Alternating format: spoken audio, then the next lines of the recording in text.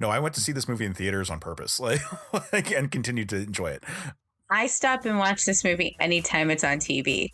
I think I've watched the end like so many times. Like, oh, this is on, and then I just leave it on. I didn't have to rewatch it today, but I did. Yeah, Rewatched this plenty of times, waiting for this. I know.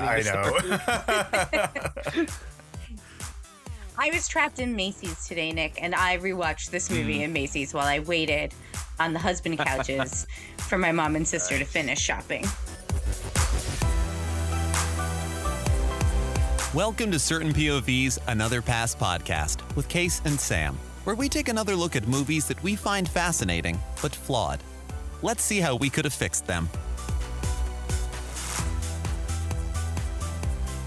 Hey everyone, and welcome back to the Another Pass podcast. I'm Case Aiken, and as always, I'm joined by my co-host, Sam Alisea. Hi! Sam, can I tell you something that's really fucking adorable? Yes, absolutely. So my daughter has a stuffed Godzilla toy that she likes to walk around with, and she has learned how to say Godzilla, and she says it in the cutest way possible. She says, Godzilla. It's so goddamn cute. And it makes me want to talk about the movie that we are discussing today, because today we are talking about the 2019 Godzilla King of the Monsters. And for that conversation, we are joined by Nic Woolfe.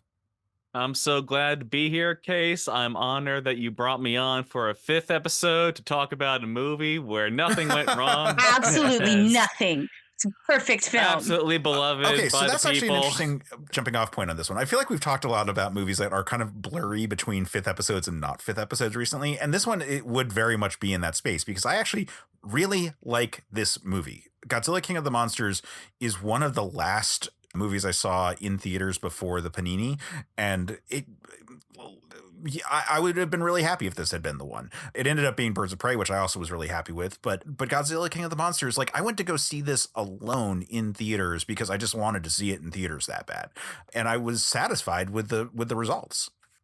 Yeah. This is a very fun movie, and it's got a lot of monster fights. I actually kind of feel like there should have been a little more monsters. I know the struggle in Godzilla movies is always like the people, but I kind of wanted more battles. I don't know. Yeah, that's just me. That's just that's me fair. going I think the battles we get are really good, but that's fair. The King of the Monsters part would have been nice if Godzilla if we saw like Godzilla put down a few monster fights that they kind of imply happen in the after credits. Yeah. Or rather, in the credits, I should say. But yeah, like the thing is, though, this is a movie that didn't really do that well financially. It got its money back and then some, but it didn't get that like double the number. Like, so it cost somewhere between 170 and $200 million, and supposedly they needed to make $400 million to get their full marketing and everything budget back on this production, and they ended up bringing in $387 million. So it was a scenario where like it made the money in all the senses that like you're supposed to, but like not so much that it was like a huge smash hit, and like it's critically not that well received either. Like, while there are some critics that are big fans because they're nerds like us, a lot it's like kind of in the middle range on Rotten Tomatoes and all those. So like there's something here for us to talk about. Yeah, I guess for those lame people, sure. So I guess like the usual round of questions that we have whenever we talk about something that's part of a larger franchise like this is, what's your association with the franchise? Nic, you're our guest. What is your association with the Godzilla franchise? Ooh, just the Godzilla franchise as a whole, or the MonsterVerse in general? Okay, so... Well, I mean, yeah, like big kaiju movie monster stuff. If you want to talk about how your love of Gamera led you into something that, like, you're more than welcome to. Like, something like that. I mean, obviously, we talk about this, feels like every time I'm on here, but Power Rangers, obviously. Tommy and the Dragon Zord, which is basically Mecha Godzilla. Oh, yeah. Kind of instill love there. Also, Rugrats played a part in there with Reptar. And we get to like that second movie that they had, where they had the giant Reptar mecha finding the giant snail mecha at the climax of the movie there. I actually haven't seen it, so I don't want to be like, oh yeah, totally. But yeah.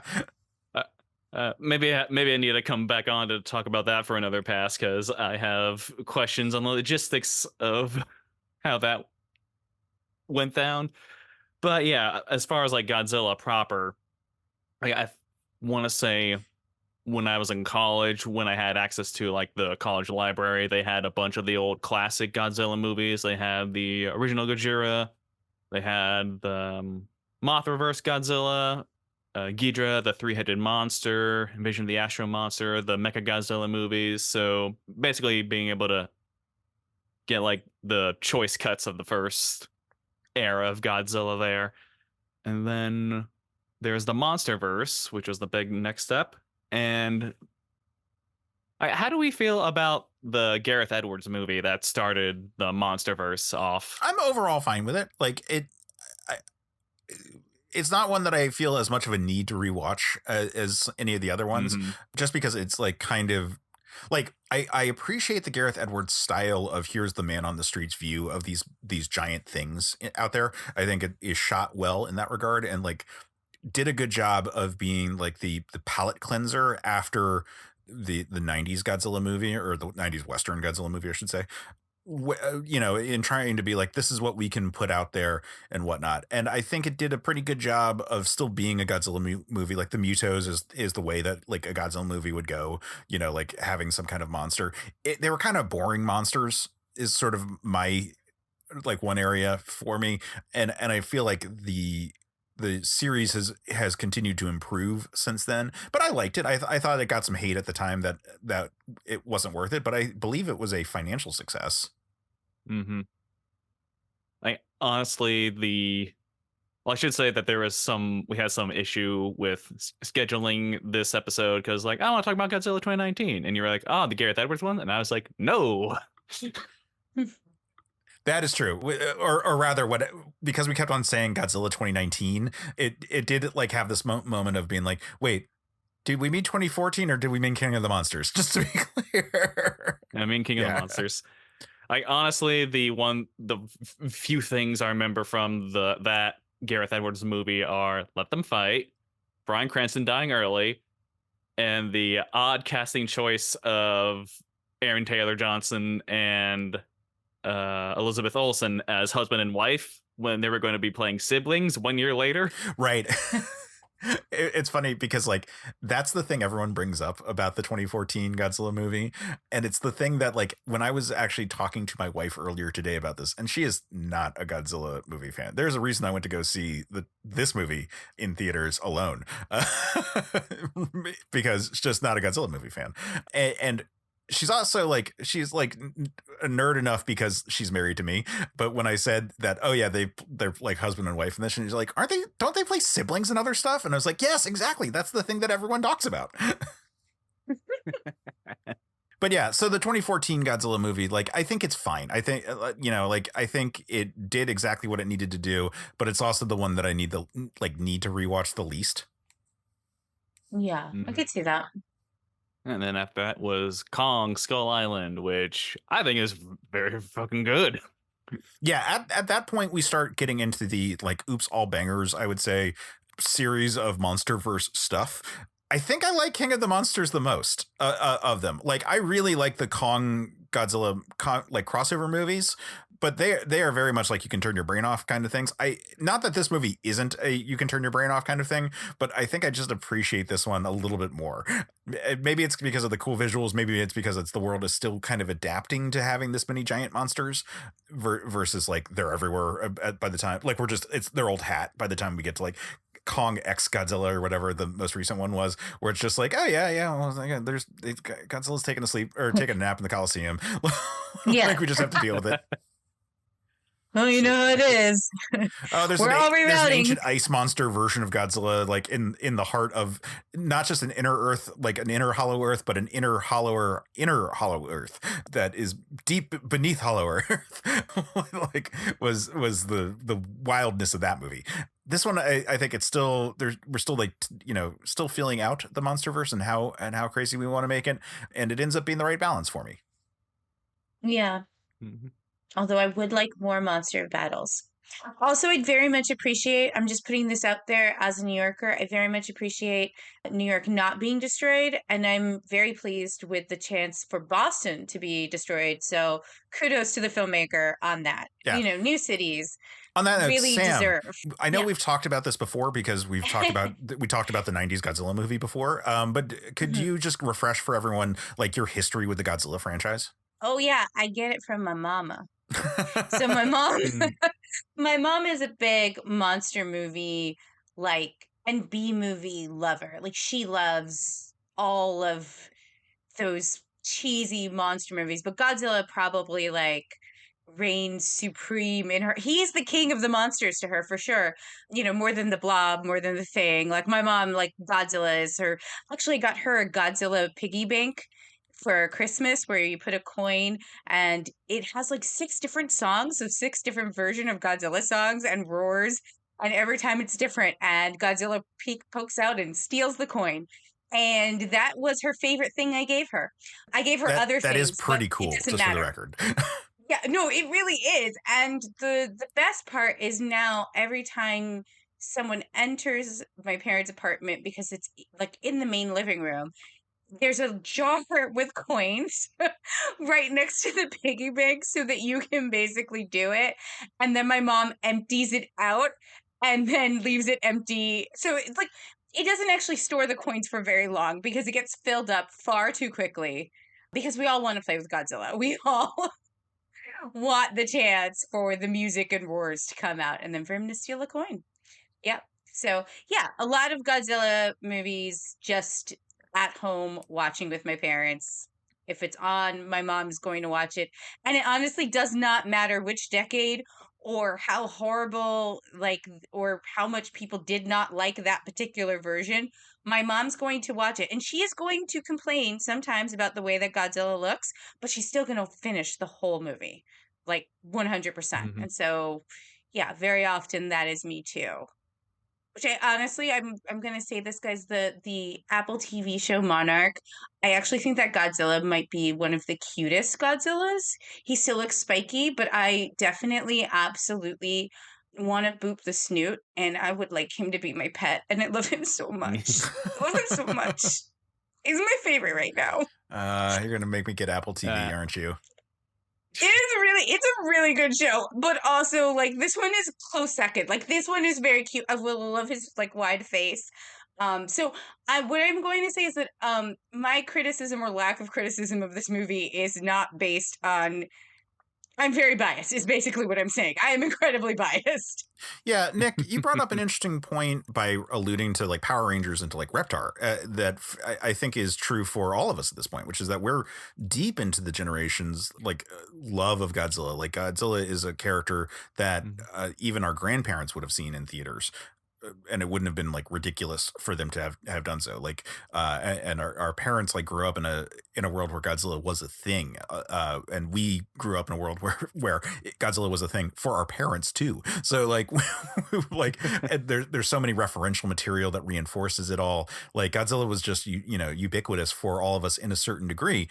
And, for me, like, there was a push in the late 80s, early 90s to bring Godzilla stuff to Western audiences, while like the 80s relaunch of the movies were happening in Japan. And so I remember an action figure line that was like pretty big in like that sort of like I'm 5-ish kind of range. And the movies were being released on VHS at the time. And then Cartoon Network came out and they had very limited rights to shows at the time. And so one of the big things for them was that they had the entire Hanna-Barbera catalog. And that included the 60s or 70s, I'm guessing 60s, but maybe early 70s, Godzilla cartoon, which... With Godzuki? With Godzuki!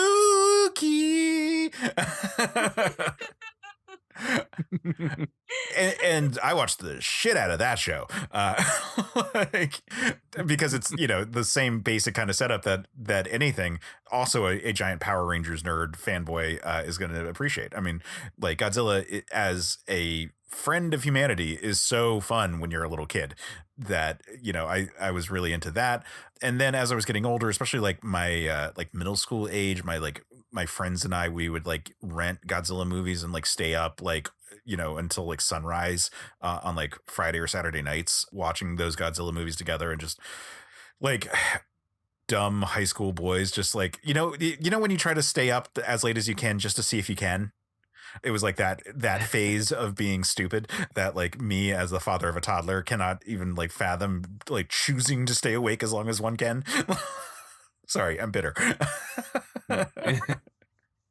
Bitter at old me.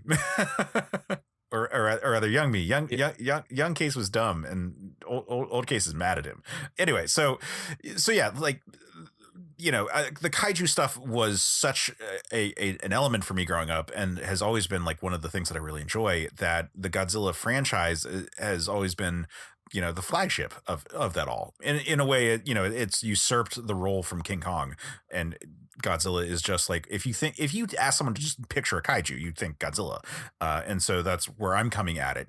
I was, also like coming into high school right when the 90s Godzilla movie came out. There was a big marketing push for me, and it coming off of Independence Day, like that Roland Emmerich stuff, like also, really took hold. Like like as it is, I can't help but think of like the radio edit version of Kashmir that played with like the Godzilla roar stuff, because it was used in, like, it was like sampled in some fucking, I forget what song. Yeah, and all the not viral marketing, I guess it's just marketing on like billboards and buses with like, his head is as big as this billboard, or his foot is as big as this bus, like that kind of thing. Right. So like I was like 13 when that came out, somewhere in that ballpark, and I was inundated with that kind of viral marketing, and like I was really excited about a Godzilla movie then, and I didn't hate it at the time, but I was certainly more excited to like see, more Godzilla material that was like authentic to Japan or anything, and was in for that. But also I should note that like I really like Godzilla stuff, but it's never been like as close to my heart as like a Power Rangers or a thing like that. They're like, I have always like longed for like a really good Western made one, just because it would appeal a little bit more to some of my sensibilities. And then we kind of got that with this movie, which might be sort of why I love this movie so much. It's like such a true Godzilla movie, but entirely from a Western like production scheme, which is just the wild part for me. Yeah. So yeah, can we just gush about this movie for a little bit, and before we like kind of start nitpicking? Let's talk about it. I freaking love Ghidorah being this like storm of lightning everywhere it goes, like this giant hurricane. Someone pointed out that they call him a category 6 hurricane, which is an impossibility because category 5 is like anything bigger, like is all possible storms. And it's like, oh no, he's so big that even like he eclipses what we have definitions for. Yeah, I mean, like there's a certain amount of science you have to throw out the window for some of these movies. Yeah, but sorry, Nick, go. I got a chance to watch this movie with the Blu-ray director's commentary twice, and Michael Dougherty and the writer, and I believe one of the actors, O'Shea Jackson Jr., they go into detail about how the key player titans are kind of elementals, like old world elementals, with Ghidorah being wind, Godzilla being water, Rodan being fire, and Mothra being earth. And that's really cool to see how they thought all this out. Yeah, I think that's stretching it with Mothra, but maybe a bit. But I do appreciate that. I like the idea. She was born in a cave.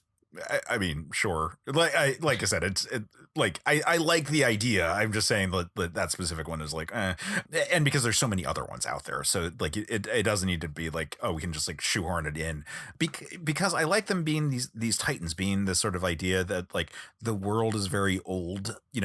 In this movie we deal with like there's this like.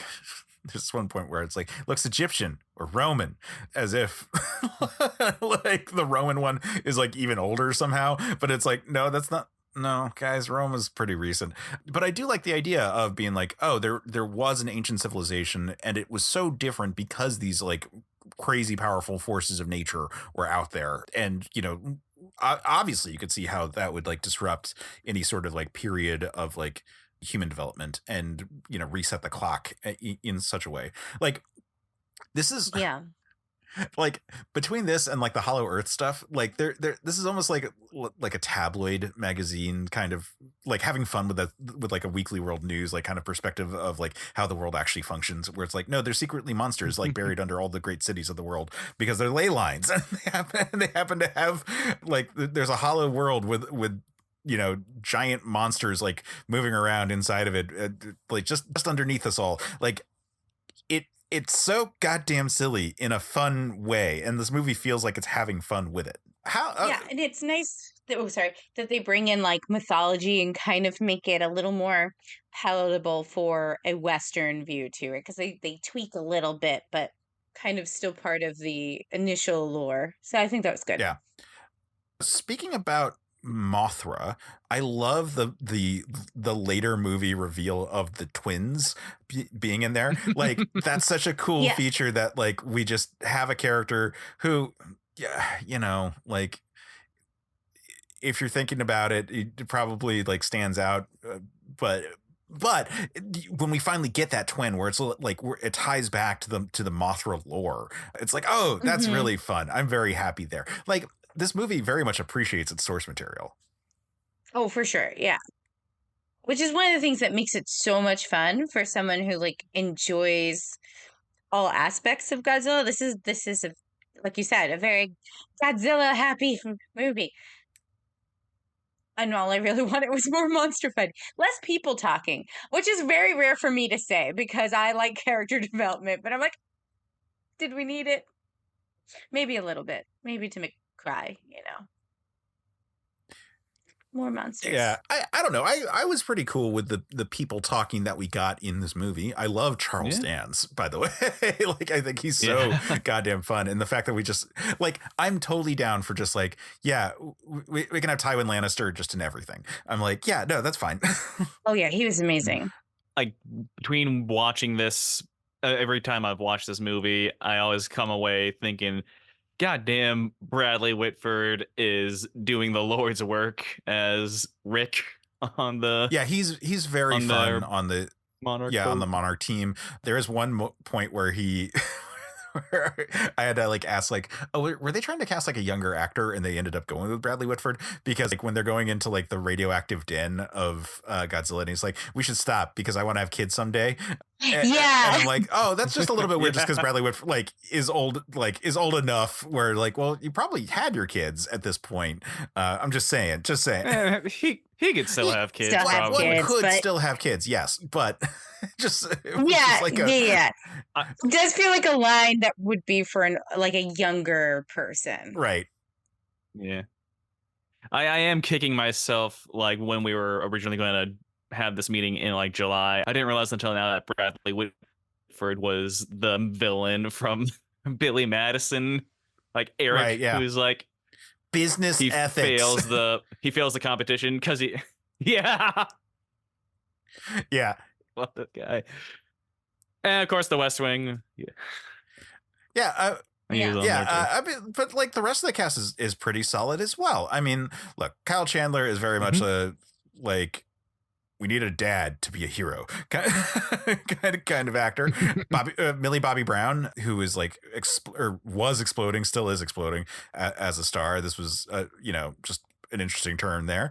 We mentioned Charles Dance, O'Shea Jackson, Ice Cube's son. Vera Farmiga. Yeah, Vera Farmiga. Ken Watanabe, obviously coming back from the previous Godzilla movie. Like solid cast here. Yeah, everyone's really well placed, I think. And there's a lot of people for sure, but it is also like a really good multicultural cast too. Yeah, it felt I alluded to Independence Day earlier, which also had the benefit of that. Like it felt like one of those like, here's a giant disaster and it's humanity kind of coming together to kind of deal with it situations. I mean, it definitely was, yeah. So, I mean, that I felt like the interactions of all the humans in this movie was fine. I would take this movie being slightly longer with a few more monster fights rather than necessarily trimming out the human content in this movie. Yeah, I wouldn't trim it completely, but I think there were a couple of scenes and a couple of interactions that could have been edited down a little bit to make this movie a little tighter. not to say that the performances were bad. I don't think so, but I think that there are some points that were kind of Hmm. reiterated a couple of times where I'm like, well, we already know this information. Like, we already got this emotional beat. Like, now we are getting it again to kind of drive it home one more time. And like, I don't know if necessarily the payoff, the emotional payoff later it's really necessary for those moments. And it could be that like some of the stuff where they're repeating is because this is a continuation of another movie. And so if you kind of just went to see this one, it's kind of good sometimes to have the characters be like, hey, remember when this happened? Isn't that sad? And I think that's like kind of one of those things that happens. But I do think that there were a couple of scenes that could have been a little bit tighter just to make this movie just a little bit tighter for the human stuff, and then fit some more monster stuff. Not necessarily cut everything, but maybe just be a little more selective. Yeah, I will say that this movie recaps the 2014 Godzilla in a pretty effective way, capping off with a pretty humorous joke. Thomas Middleditch in this one, who Yeah. I believe has had some misconduct allegations, so Ooh. but at the time was being really well received for was it Silicon Valley on HBO. So he has this like scene where it's just like, we're gonna step out of the room, please watch this video, and we've censored the spots with the sexual reproductive organs, and it cuts to just a scene from 14 Godzilla, and then all of a sudden like most of the muto faces turn like get blurred out, and it's just in the background as they're like walking away, so like you have to be like paying attention to it. But like when I caught that, I like laughed so hard just because it was like at least we're having fun with like the franchise right here. Like this is the kind of movie we're in where it's just like, no, the sexual organs on these giant monsters were their faces. And moving on. I was like, oh, if not, let my secretary know. And then they just ran out. It's great. Other things we liked in this movie. Them going to Godzilla's lair to try and revive him after the whole oxygen destroyer happened. Oh yeah. Actually, on that note, the fact that they used the oxygen destroyer was a fun element, just to like tie into the Godzilla lore of this all, like the Godzilla or the oxygen destroyer being like the weapon from the original movie. So that by itself was really cool. But yeah, like going into the lair is really cool. Jump starting Godzilla with a nuke was really fun. And then we get like the burning Godzilla from Godzilla vs. Destroya, but like a Western version of it. Yeah. Yeah, that's really good. And honestly, I do want to. The final battle is so awesome. Go on. I'm sorry, Nick. I got excited. Yeah, I do want to say I remember first seeing this in 2019 where I was in a much worse spot than I am now. It's just like very low point in my life. But watching this movie and specifically getting to the part where like Serizawa decides, oh, the only way we're getting out of here is if I give up myself.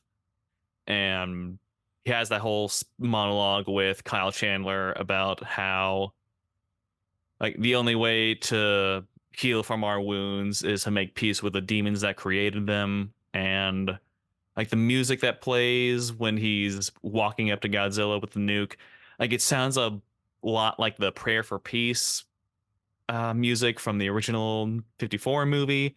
And like I was just a blubbering mess throughout the rest of that film. Yeah, it's a really effective scene there. Yeah, the rest of watching the line delivery used like you said, the only way to heal is to forgive the demons, like, or whatever the specific line. His delivery of that is so good. Yeah. Excellent component there. Then yeah, sorry, continue. I'm like it's not too much of a stretch to say that I think this movie saved my life. I can see that. It is actually like a very, I think, like, first of all, it is like Jay said, I'm not going to say that Independence Day would save your life, but it is one of those rallying cries, right? Where everyone is kind of coming together and they're realizing that this thing that they thought was harmful is actually the thing that can save them, right? And they have to team up with that. And there's something so like beautiful and emotional and lovely about like that sense of like acceptance and forgiveness and like trying to survive everything amongst all of that destruction, which is like so beautiful. And then there's just awesome monster fights, so it's really entertaining. So I could totally see why Mhm. that would it's like this beautiful kind of message wrapped in wonderful effects and destruction. Beautiful, beautiful destruction. Mhm. Yeah, I just realized it's very much like a literal version of it's bigger than you. Like Yeah. everyone's problems are Mm. like so insignificant compared to like ultimately the fate of the planet because of Yeah. Ghidorah. And like you can have a personal grudge with Godzilla, but Godzilla is this force of nature. You know, it's like, and it's a protective one at that. And so like you have characters who have been hurt so bad and personify that hurt in Godzilla. I guess personifies the wrong, focus it all in Godzilla, and like to have them like move past that and like accept the fact that Godzilla is a natural part of like the world's order and that is essential to like keeping everyone safe. Like again, Mhm. it's bigger than you. Literally, Godzilla is bigger than you. Yeah. Ghidorah is really fucking big. They're They're all bigger than you. yeah, but at the same time, metaphorically, like the issues at play, like the hurts that we're all feeling, the individual burns and betrayals and so forth, those are inconsequential next to it all. So it's just fun in that regard. Like Yeah. it's I mean, taking it's yeah. taking a thing that we're like the hurts and the pain, like it's the thing that these movies have always done, which is Yeah. we take the social problems that we're trying to address and then give it form, and in this case the form is a huge nuclear dinosaur. It's like even the family finds a kind of resolution at the end, right? Like when you really think about it, that there's two parents with all of this hurt from losing a child, from failing to protect him, and they're on these very different journeys. You know, sh- and in some ways, I mean, as misguided as it is, the thought behind, you know, Vera Farming, Dr. Emma Russell's character is trying, you know, to also kind of bring upon this like bigger than us, right? Like we are killing the planet, right? Like, so it's going the wrong direction with the message, but it's still there, right? She's like, you know what? We are the problem. And at the end of this, horrible journey where all three of these family members kind of go their own path, right? They come together at this end because that child, their child for Mark and Emma is most important. So they go home, which right, which is kind of great because they didn't think they could go home again. And they go home and they find her, and it's like, okay, we're reunited. And you have this moment of like reconciliation, which is really nice. And yes, it didn't end up with the family got to stay together, but Emma got to make things right in her own way. And they at least had that moment. And so there's like this moment of like things do come together. There's a lot of resolution in this film, even if it ends with Godzilla screaming at the top of heaps of Boston, which is also still cool. But there is a lot of resolution for the human characters of this film and acceptance of this film. Yeah, again, I really like this movie. Mhm. Yeah. Like we didn't talk about the other side of the world and the Godzilla movies coming out of there, like Shin Godzilla and Godzilla -1.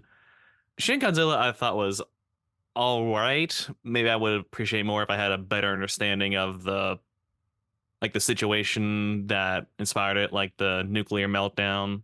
Like it just feels like it felt like a more personal story for a Japanese audience, which is fine. Like Godzilla -1, I loved. I think it's great. But at the same time, I don't feel like that means we need to negate the existence of these movies, because I've been in circles where it's like, oh, well, we got the good movies coming from Japan and the bad movies in the US. No, I think that I'm in agreement with you. In that I think that we are in a great time for Godzilla movies in general. Shin Godzilla is divisive, but generally well liked, but very much not by some specific people. I liked it well enough. I actually haven't seen -1 just yet.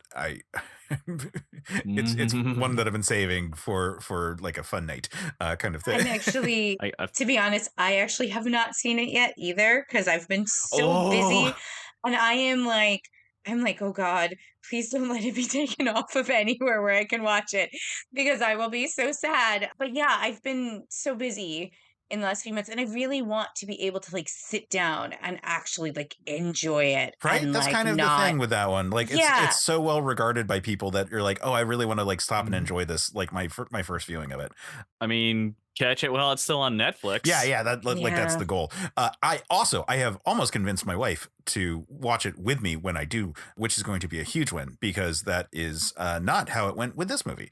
And that I think is a good pivot into we should address issues with this movie, which is I'm going to start with I saw this movie in theaters by myself, and it was not a very well populated theater at the time. This movie didn't do super hot, and I think it obviously it made a good, like an unrealistic amount of money in previous movie things. But in terms of like making its budget back, it did not do well enough by Hollywood standards for things. And I think we should start with like just why did I see this movie alone? And so I asked my wife about this, and I tried to get to the root of the thing, like why couldn't this be a couples movie when something like Pacific Rim has been for us? And because like that seems like an interesting juxtaposition right there.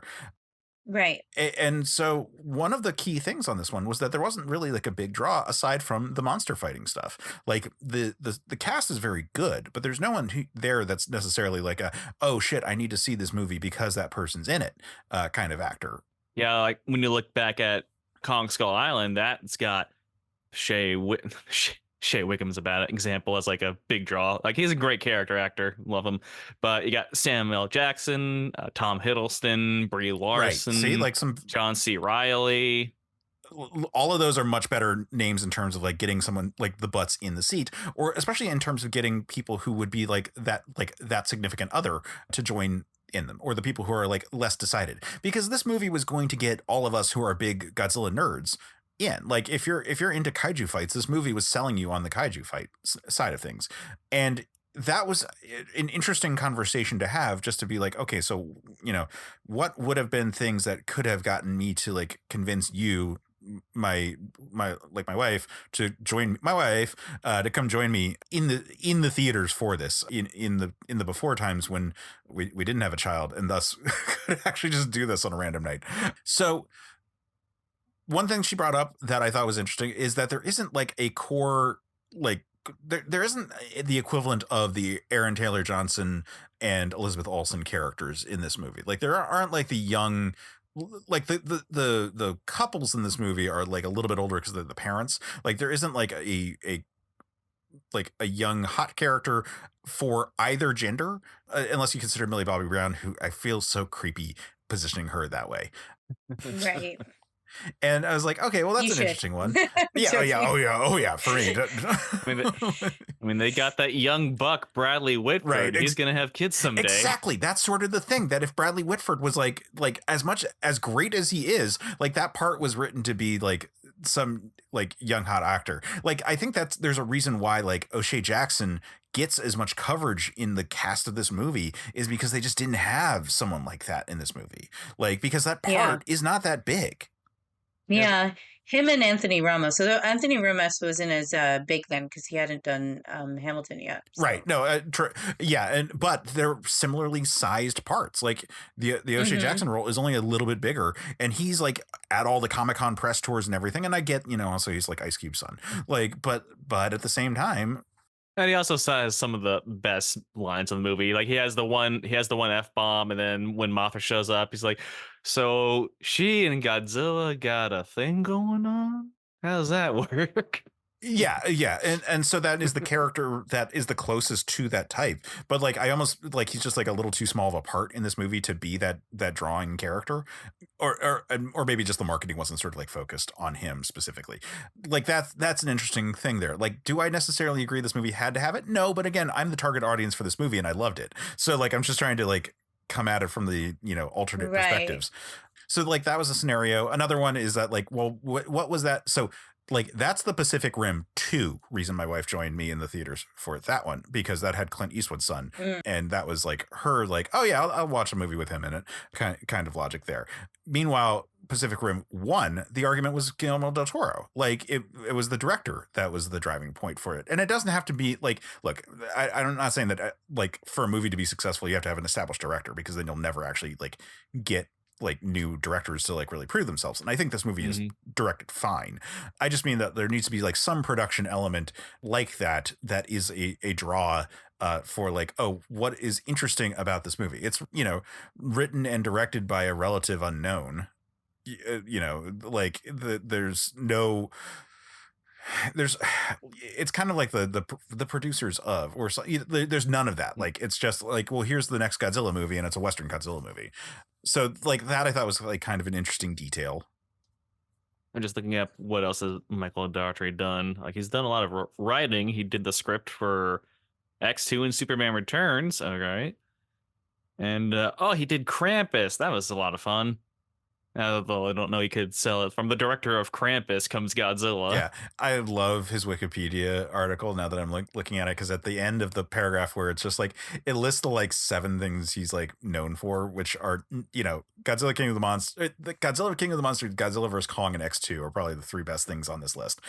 And I like Superman Returns, but like, let's be honest here. The last line is, collectively, Daugherty's work has grossed over $2 billion at the box office, which feels like just like his agent wrote that. I'm giving him the benefit of the doubt and not saying that it was him.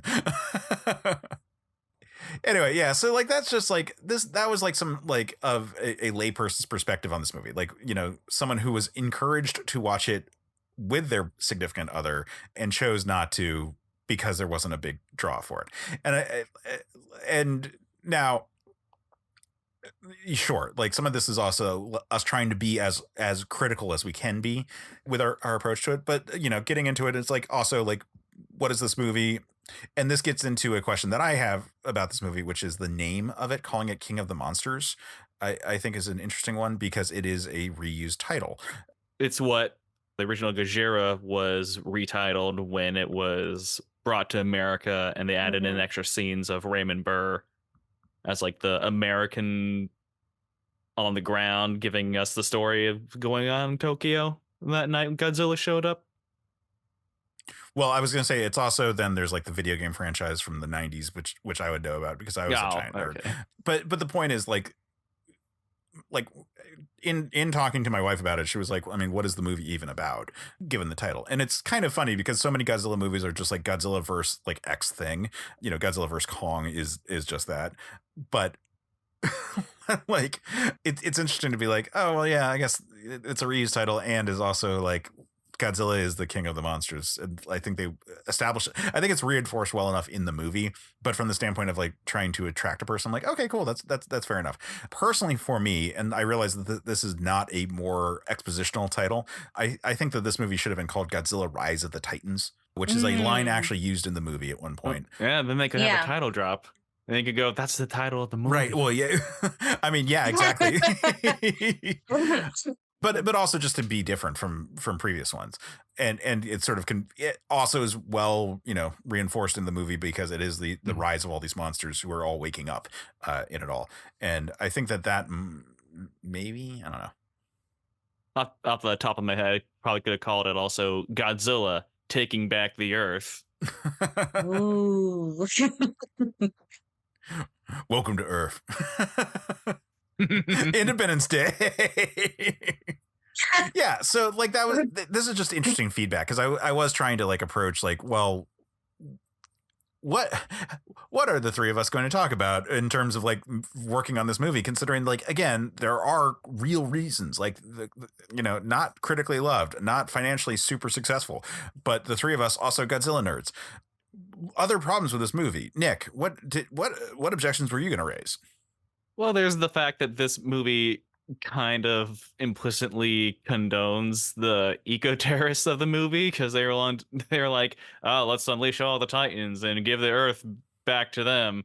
And then they do stop it, but there's still the fact that the Titans are there, and then through the handy-dandy post-credit montage, they're like, and the Titans are helping heal the Earth, which I appreciate, but it's also like so the eco-terrorists were right. Yeah.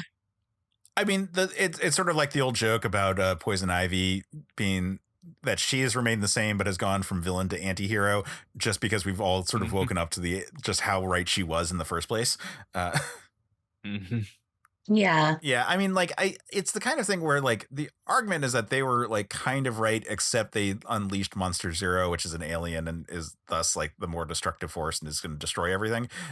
I also don't know how. I get that it's accurate to the old lore, but I wonder if making Ghidorah an actual alien, like, one, is throwing too much at the audience, and two, kind of ruins the metaphor of these being like ancient titans from Earth's past.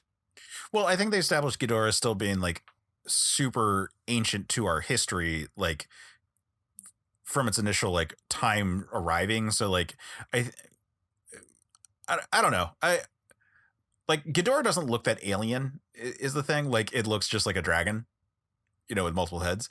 Might be the one area where it's just like, well, or rather, it doesn't look like what we, traditionally ascribe as alien, as opposed to like Space Godzilla. Right.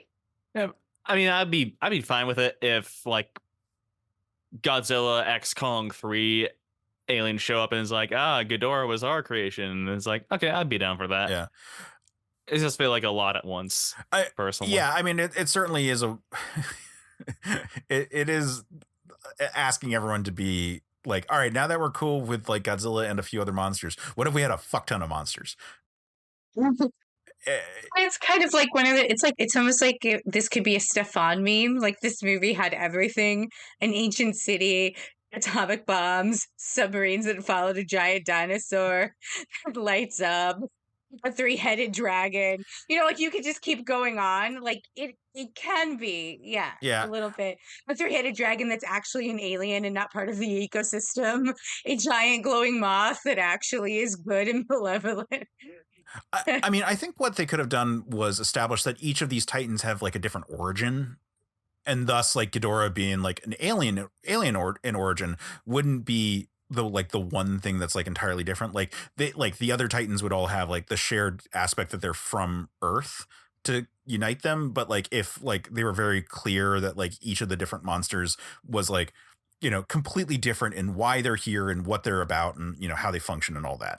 Like really lean into like Rodan, like, because Rodan's supposed to be like a pterodon, right, from like an actual dinosaur, just like mutated and preserved. Like really lean into like, oh, Rodan was actually like a thing from like a normal animal mutated versus like like have Mothra be this like ever rebirthing like like phoenix kind of creature that like predates like vertebrates, like like really lean into like each of them being like their own kind of thing.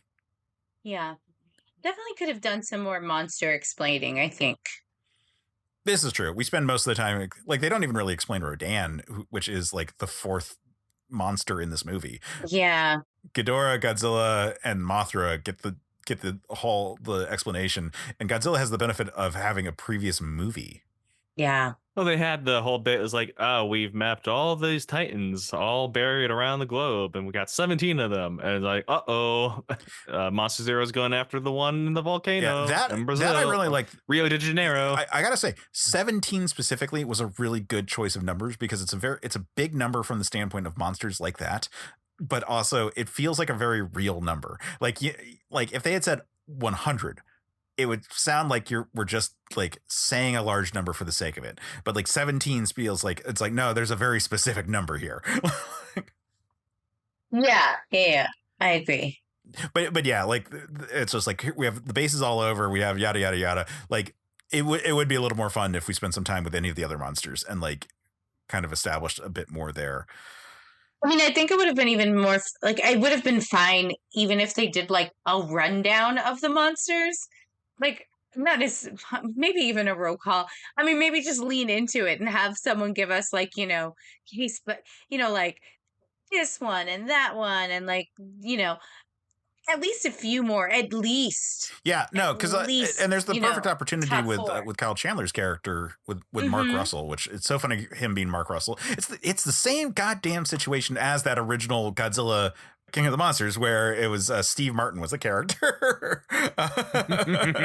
Mark Russell is also a comic book writer who is rather good, and so that's the area that I keep getting like thrown on. But yeah, Mark Russell like is the perfect character to have like that rundown be explained to, like be like once they say like, no, there are 17, where it's like 17, like, yep, and here's the ones that we need to worry about, like these are the three biggest ones here, and like and then like these, like you can go down the list and like not like establish that we don't really need to worry about like like monsters like 14 through 17, because they're all like they're big and they would be dangerous, but they're like the least dangerous, or they're going to be the hardest ones to wake up, like they're the most trapped in whatever situation, right? Versus like Mothra wakes up at the beginning of this movie like independently, so like clearly they're in different states of like how trapped they are and like how dangerous they are, because like again Monster Zero is like the really scary one because it's the biggest, it's bigger than Godzilla, and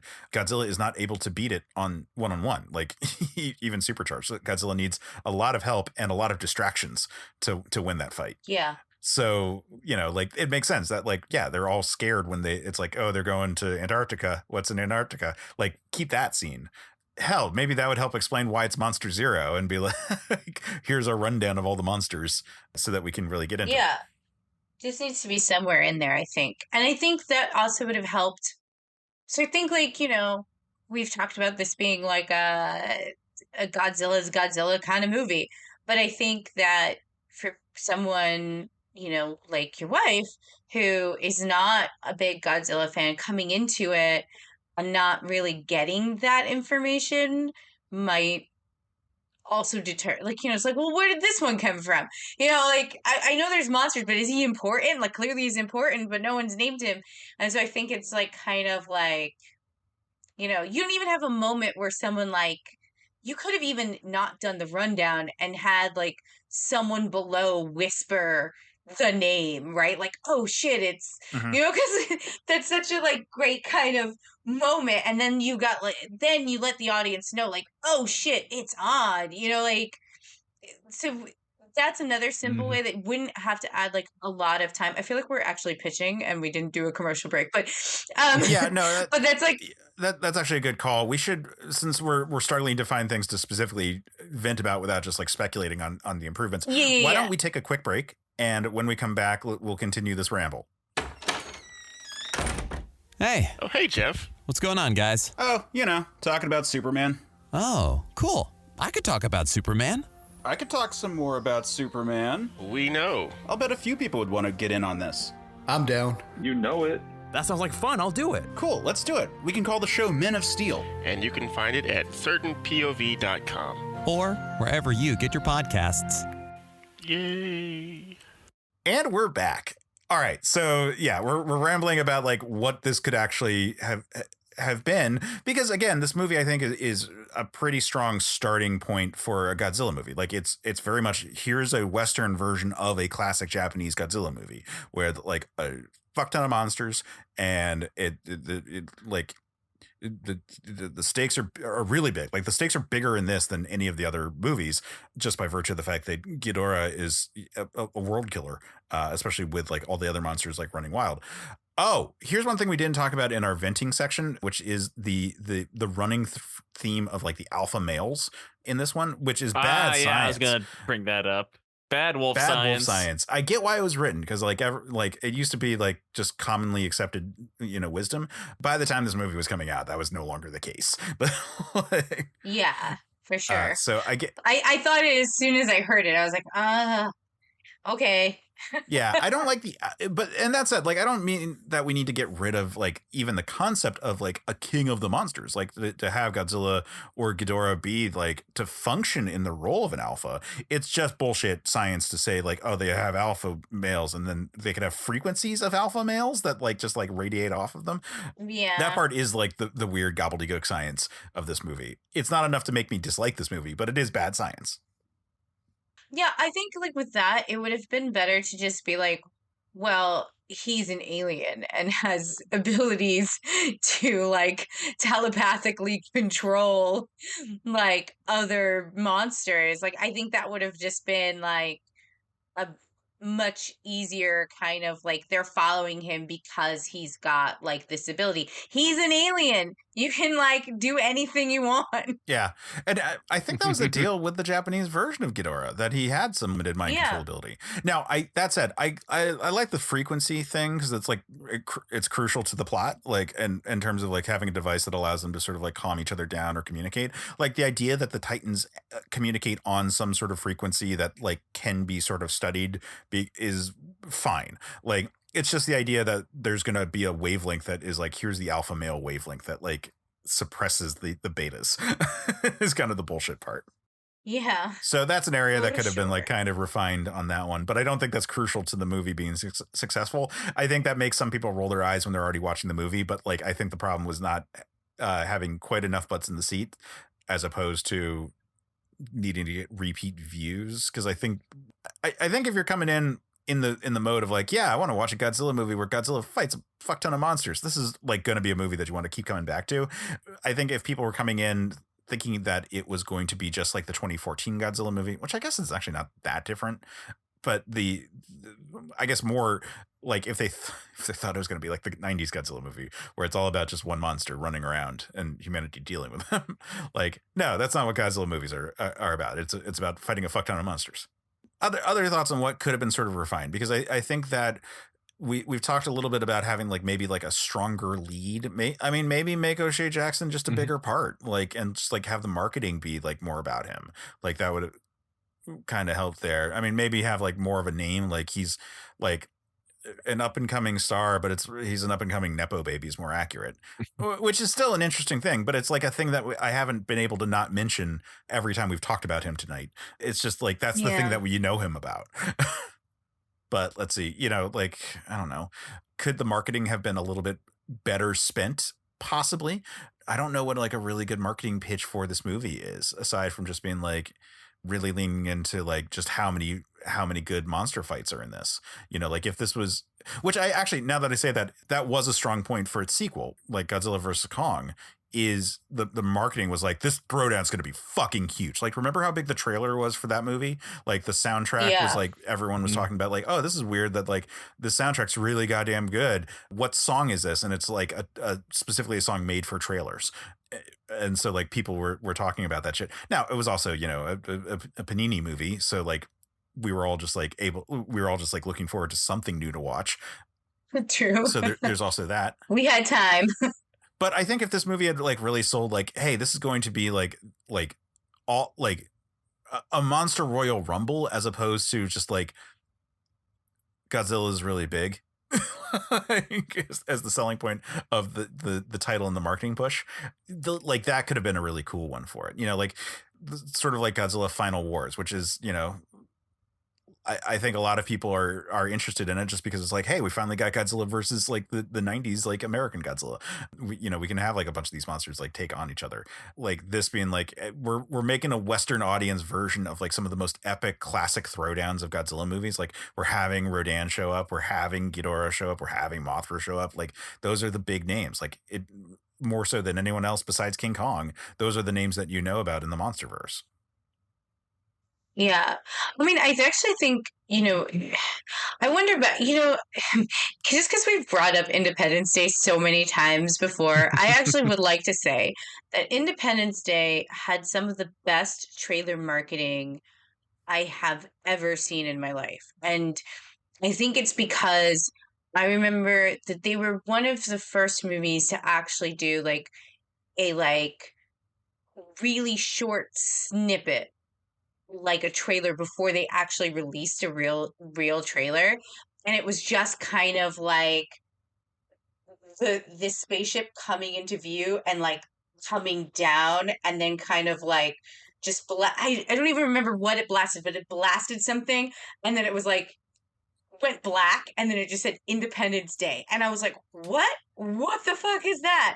And I feel like, and then later subsequently like the trailers after that were kind of just like flashes of things, like not even like really full storylines. And sometimes I think that our trailers give too much away. Like we're watching too much of a movie already. And I feel like this is one of the movies where you really could have done like a versus title, like in terms of like, you know, how like video games have like this character versus this character, but you could do it like in a more realistic style with like actual snippets from the movie. And I just think like something that would have been different and exciting in terms of like just highlighting those monster fights would have kind of worked for this too. Yeah. Mentioning Independence Day further, one of the things that was a really good marketing strategy is that they had, I remember a special that came out like a couple weeks before the movie came out that was talking about it, but they had like fake snippets of news with the same like blur effect that was, or like, you know, static effect that was happening because of the aliens in the movie. Doing marketing material where it's like really focusing on like humans looking up and seeing the giant monsters would have been really interesting, like having like either some original material or just focus on, because there are a lot of shots in this movie that are still like, yeah, here's what it looks like to a human when these giant monsters are rampaging around. It's not just like, you know, and that's the difference of what this movie is offering from what a classic Japanese one was offering. Like this is one where it's not just a guy in a suit that we're shooting with a set of miniatures. Like you can really lean into like the scale differences in this because of the advancements in special effects. And I'm not saying that modern Godzilla movies made from Japan don't have that also. I'm just saying that that's one of the things about a modern Godzilla movie. Like the special effects have theoretically gotten better. And so you should be showing types of shots that we just have never been able to get before. And this movie actually does a really good job at having many of those types of shots. And so the commercials should have just had more of them. The shot where they're standing on the deck of the submarine and they've just come up and like Godzilla like comes up and then like leans forward to kind of acknowledge them, and you know, I would say because he's adorable, thank them. But that is such an intense scene. That is such a good shot. And like, I love the way he jumps back into the water, just flips his tail at them. It's like he doesn't mean it. It's just like who he is, you know? I love that scene so much. Yeah, that's right after the Serizawa sacrifice, right? Yeah. Yeah. And it's actually so beautiful because you have that really poignant scene that is just so terribly sad, and then you have this like incredible scene where this creature, you know, that is more chaotic than anything else, is just kind of like making this acknowledgement of like because he could kill them, like he could destroy them, but he acknowledges that they helped, you know, like it's acknowledging that sacrifice that was made. And that shot is so intense. It's so good. Just everything about it. And that definitely is one of those large scope scary shots. Yeah, for real. And it's the type of shot that couldn't have really been done as easily with like model work or like or matte, you know, work using, you know, actors in different positions. Yeah, another really good shot of taking advantage of the CGI is like an earlier scene on the submarine where it's like, oh, Godzilla's right outside, and they can like hear his heartbeat. I'm bringing this up because it ties back to this show specifically. Like the heartbeat that they hear is the heartbeat from the 1976 King Kong movie case as he's dying on the ground. Dope. Yeah.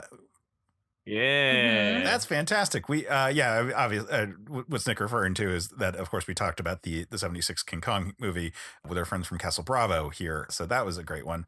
On that note, they Castle Bravo, which is doing a retrospective on all Godzilla movies, will eventually get to this movie, and I look forward to hearing what they have to say because they'll come at it from a different perspective than we will. I hope they answer if they would boop. Yes. Just I think it's a burning question. I think Derek definitely will. Charlotte, I'm not so sure. But either way, I look forward to more coverage of it because again, I do think this movie is fucking rad. I just want to say. So yeah, there's that. Let's see. Another great shot in terms of the scale in it. The one that I was thinking of was when they're in Antarctica. There's a lot of like really good shots of humans on the ground looking up at Ghidorah, which I think is Hmm. the the most one-to-one kind of continuation of the 2014 strong element of like those like man on the street kind of perspectives of Godzilla. So I think that's an area that they could have emphasized more, because the movie does it, but then the marketing doesn't really utilize it. Like the poster for it is a long shot of Godzilla like breathing atomic fire into the sky, and like it's the kind of shot that you could have done just as easily, not just as easily, but like it's the kind of shot that you could have had as a poster for any era of Godzilla. It's not really setting Right. itself apart, and not that this movie needs to fully set itself apart. It does want to like emphasize to people that like, hey, the classic Godzilla stuff, but from a different from a different perspective element. But I think coming off of the 2014 one, like they did need to like establish that this is part of an artistic tradition of Godzilla movies that is specifically a Western viewpoint, and not just a Western like bastardization of Godzilla movies. Right. Like establishing that there is a viewpoint, that there is a perspective that's coming into it, and a shared one, even if it is a different director than the previous one, would have been a good a good perspective for it. Yeah, I agree with that. Definitely. What else could have been done marketing wise or otherwise? Like what, like, but I just think like the question is like, what could have been done to like push this movie just a little bit further budget wise? If it made just like 10% more, it would have been a huge hit.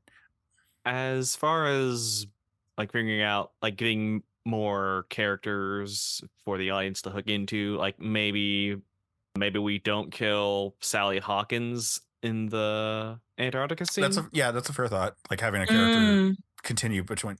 As I feel like if you like make like in the marketing, if you make like O'Shea Jackson Jr., Millie Bobby Brown, Charles Dance, Thomas Middleditch, Sally Hawkins as like the focus points of the movie, it's like, okay, I'll get to see this actor. I'm a fan of this actor. Yeah, that's a good thought. Yeah. All right, because like I understand the risk of like wanting to kill your darlings, but it also is there's just the whole factor of like, okay, now I'm not as invested. Like I watched like in preparation for Alien Romulus, I saw all the Alien movies for the first time, and so I got to see the assembly cut of Alien 3, which also has Charles Dance in it, and tie-in. And like I thought he was like one of the best parts of the movie, and then spoiler alert for a 20-year-old movie, he's suddenly not in the movie anymore at the halfway point, and my investment kind of went down. Yeah, that is the downside. Charles Dance makes everything he's in better, and it's about time that we're all recognizing that. This and Last Action Hero, come on. Mm-hmm. Yeah, don't disagree. I'm also not the first person who brought up this idea. I can't remember who it was, but I feel like it's just good enough that to not share it would be a crime. What if instead of like making Charles Dance a new character, he is Tom Hiddleston's character from Kong Skull Island, who's just like totally lost faith in humanity and so it's like gotta start over. Oh, I like that. That's a good call right there. Now I think that because they do bring back Miles Dyson right as one of the characters from Skull Island. Yeah, it's fun how this franchise has that continuity, which I think people didn't register when this movie was coming out, and it was only really with Kong v Godzilla where it was like really like, oh yeah, this is a big shared universe kind of thing. But yeah, no, I think more ties into like the previous ones would be strengthening elements. Yeah. That said, while I think that's a great idea, I don't know if that would affect the core question that we have today, which is like, would that get more money in the box office?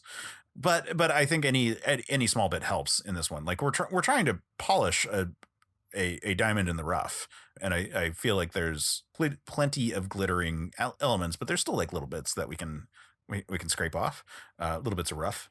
Yeah, I think that overall this is a very good movie that couldn't find its audience, or it found an audience, but just not enough, didn't pull enough new people in to it. And it's always hard to figure out, especially when people see a fandom like Godzilla, people just feel like it's a very niche kind of thing. I think it's one of those things where like he's popular enough that everyone knows what he looks like, but like there are plenty of people that know about Godzilla but may have not sat down to watch a Godzilla film.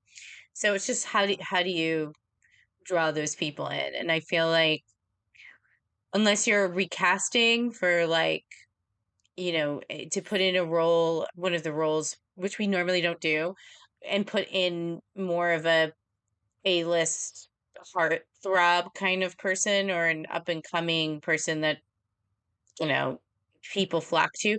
Generally women. Women are very good consumers. Yeah, I don't know if there's a way, you know? Could you imagine if somehow they swapped out Kyle Chandler for Glenn Powell from Yeah. Oh my gosh. Top Gun? I mean, mhm. he would be a little on the young side for the part that they're doing, but that said, God damn it, exactly that's the type of actor that I'm talking about here. I mean, honestly, listen, we all like Bradley Whitford a lot, but like I think his role was supposed to be younger. So maybe he's the person voted off the island. Again, we normally do not recast, but Right. like, I mean, that's the only thing that I could kind of think of, because that role's probably the easiest to kind of put in a 20 or 30 something, make him a young genius who has this crazy theory, which like honestly would make more sense with the other doctors kind of being annoyed with his insistence of this like wormhole in the center of the earth, and then kind of, because it's like, oh, okay, yeah, okay, kid, like Yeah. we hear you, but like we've been working for Monarch for a while. And I think like as much as I love the actor and as much as I think that he nailed the role, I do think that you needed to actually have a 20 something 30-year-old actor in that role, and preferably someone with the aura of a Glenn Powell to like pull everything together, and kind of like get some butts in Yeah, like seats, imagine if it maybe. was like, I mean, this is exactly the kind of part that like Chris Evans used to do. In fact, he has like almost the Mm-hmm. exact same Yeah. role in like The Losers. So like imagine Yeah. a Chris Evans or like a Ryan Reynolds in the Bradley Whitford Mm-hmm. part, and you could really kind of see it. In fact, like it makes me think of Justin Long in Live Free or Die Hard, where it's like, oh yeah, here's the young actor to get like the youth vote in in this one. And I'm not Yeah. trying to push this like that this would have like outright saved the movie, because again the movie did really well. It just didn't do so well that like that the expensive movie that it was, because if it costs $200 million to make, that's a really fucking expensive movie, and it's an uphill battle to make $400 million at the box office, and it came just shy of making $400 million at the box office. Like it's like, again, it did quite well gross, it just cost a lot, Yeah. and and it is part of a franchise that has typically done slightly better for the amount it cost, and part of that is that the prior movie did just a little bit more revenue, but also cost just a little bit less, and then its follow-ups also, and part of it is because again the pandemic stuff, but like are, you know, big dumb popcorn movies that people actually showed up for, but they were tuning in because we had sort of established like, no, this is the big dumb popcorn movie franchise that Yeah. but is part of a franchise. This movie didn't necessarily come off as being a franchise movie so much as a sequel, and it also didn't necessarily set itself out enough that enough new people came in, because like the people who were established fans were going to come in regardless, but it still did pretty well, and I'm still really happy for us to talk about this movie. Like I think it's a load of fun. Like it's really goddamn cool. I'm glad that I've watched this movie 3 times in the last month in preparation for this, because I was trying to, because as Nick has alluded to, we have had some scheduling issues, and so this has been rescheduled a couple of times, but it's a lot of fun. I think it's a really dope movie, and I'm really glad that we're all here. So Nick, thank you for bringing this movie. Yeah, thank you so much. I wanted Yeah. to rewatch it. and I'm so glad I got to do it Glad I so could many help. times. So I don't know if this would cost. Like, I originally did not put this in my notes because like, oh, this will cost way much more. But maybe if you scale back some of the actors that were gonna be killed anyway, would it have helped this movie if would it have helped this movie if Kong were in it in like a extended cameo sort of role? I am not sure. I think that the long-term plan was right to set up Kong as like actually getting a proper appearance in the next one. Like, it's a really strong Easter egg in the credits / post credits. So I don't know, because I was thinking about the same thing, but I don't really know how that would have been received, because if it was just a cameo, if it was like a cameo akin to the length that like Wolverine's in X-Men First Class, where he just like shows up to say like fuck off and that's it. And in this case, it's like Kong is awakened for a moment and just like urges some scientists away, or like it like rolls over when they're like, oh god, all the monsters are waking up, except for Kong. Kong is going to continue to sleep or whatever scene. I think we all would have been excited about it, but I don't know if it would get more butts in the seat. Right, yeah. Might have just hit the market that actually already exists. So us, Yeah. but Yeah. no one knew. In a way that's different than like the teaser for like the next movie they're going to fight, because then we can all be like hyped about it and talk about it as the only real difference there. So I don't know. What if we got Brie Larson in old age? That would be a bigger one. I think that actually would have been a more interesting kind of draw for it, if that was possible. Mm-hmm. Yeah. Nic, is there anything else that you think that we haven't like had a chance to cover on this one? Maybe at the start of their hearing between Monarch and the government, maybe Monarch should just say, "Oh, not just say, "Oh, we're watching them. Just trust us." Maybe they should like give examples of like, this is what the Titans are doing for the ecosystem. It's important to keep them around, and the government is like, too big a risk. So it's not the movie just kind of implicitly condoning the eco-terrorists.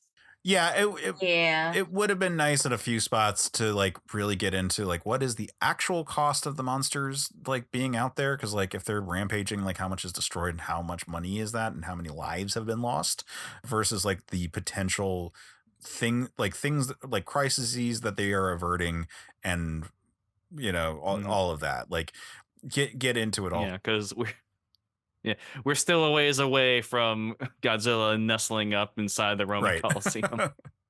Yeah, whereas by that time it's just like, it's a fact of life. So, and this is the movie where they should have spent more time with that, because they do kind of, but it would have been good to have a little bit more time addressing like, this is why people are afraid of Godzilla, and all the other monsters, and like, you know, the Andrew plot is the big element of that in this movie, but to offer a few dollars figures and a few casualty counts and a few things like that wouldn't have cost too much time, and I think would have emphasized the fear of the monsters side as much as the pro monster side, because there should have been an anti-Titan lobbyist in Congress.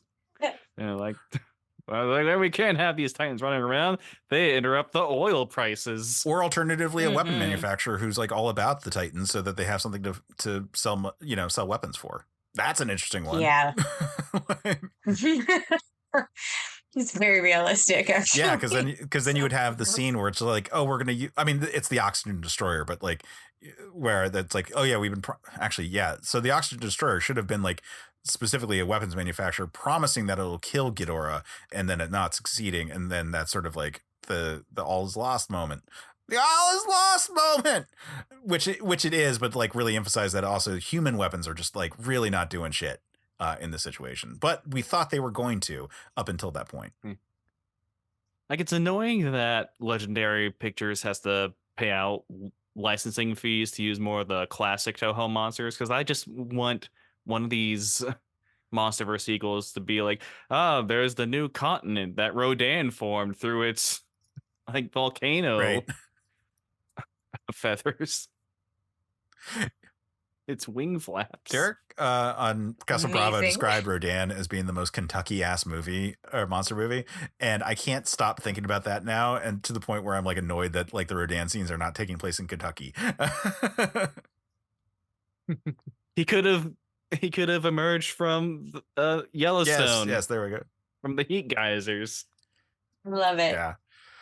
Anyway, yeah, I feel like we don't have that much more to say about this one though, because it is a good one. No. So again, Nic, thank you for bringing this one on. I'm glad that we got you back on. Mm-hmm. Where can people find you and follow you, and what have you got going on? So I am on Reddit at NYCKOUNT. I just lurk around there. Sometimes I post there. I am trying to, ever since Reddit introduced this, sort of keep the streak going, gamifying being on the website. And so they're yes, make big number go bigger. Snap. That would not be good for me to be a Redditor there. It's all you need to do is it's as simple as upvoting or downvoting a post. Yeah, no, that would destroy me if I got too involved in that. Also, this isn't something I've done, but I do remember watching a video on YouTube from a channel called Up From the Depths about capitalizing on Bryan Cranston in the 2014 movie. That's Up From the Depths, and it's like a thumbnail. The thumbnail is basically what if Joe Brody survived and how that would impact the rest of the MonsterVerse. Which is it's a really good video. I would say Bryan Cranston, if he had survived and was in this movie, would have been the kind of draw at the time, because he was still so fresh off of whatchamajigger, Breaking Bad. Yeah, Breaking Bad. Yeah. Yeah, so that might have been in the same kind of bracket there. Sam, where can people find you and follow you? So they can find me here, of course. And Wait, sorry, Nic, did we cut you off, or did you say everything that you had? I said everything I'm going to say. Sorry, I just wait. I'm also on Men of Steel occasionally. We recently talked about Tommy Oliver, Superman of Power Rangers. Sam, where can people find you and follow you? Well, of course, they can find me here. And occasionally, when I remember it exists, they can find me on our Discord. But other than that, I am very busy on a submarine trying to find Godzilla's lair so that I can boop the snoot. And the radiation will be worth it, guys. And I'm very sorry that I will no longer be a host on the show. But if you have any complaints about that, or the fact that I'm going to go to my untimely doom just so that I can pet the most wonderful monster that ever existed, you can send your complaints to Case at... Well, you can send your complaints to me on any of the social media platforms at Case Aiken, except for Instagram, where I'm holding on to my AIM screen name for dear life, because I was pretentious in high school and also not a big fan of spelling. And that is Quetzalcoatl 5, QUETZALCOATL 5.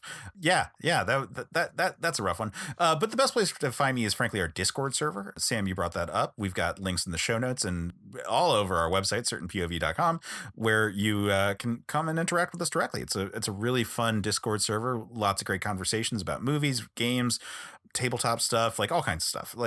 Come check all that out. It's a great time. Nic, you're an active part of our Discord server. Love having you there.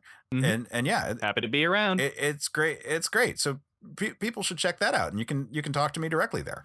On that note, we should stop and take a moment to thank our new patrons. We have recently launched the Patreon for this show, for Men of Steel, for all the things that I work on. And we have a few people to thank at the executive producer level. So that includes Carter Hallett, Sean Muir, Lee Greger, Memento Young, Logan Crowley, Joe Mastropiero, Casey and Nancy Aiken, Adam Samter, and Keith Lettinen. So thank you guys so much for helping us make this show happen.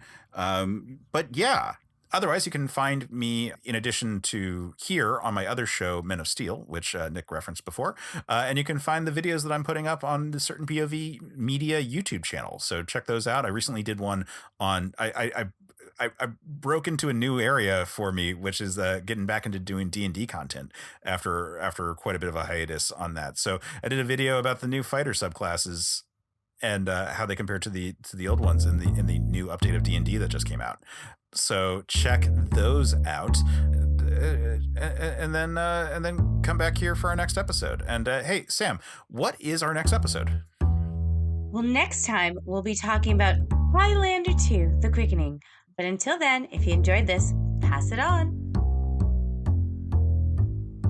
Thanks for listening to Certain Point of View's Another Pass podcast. Don't miss an episode. Just subscribe and review the show on iTunes. Just go to certainpov.com. Another Pass is a Certain POV production. Our hosts are Sam Alicea and Case Aiken. The show is edited by Sophia Ricciardi. Our logo and episode art is by Case Aiken. Our intro theme is by Vin Macri, and our outro theme is by Matt Brogan. CPOV. certainpov.com.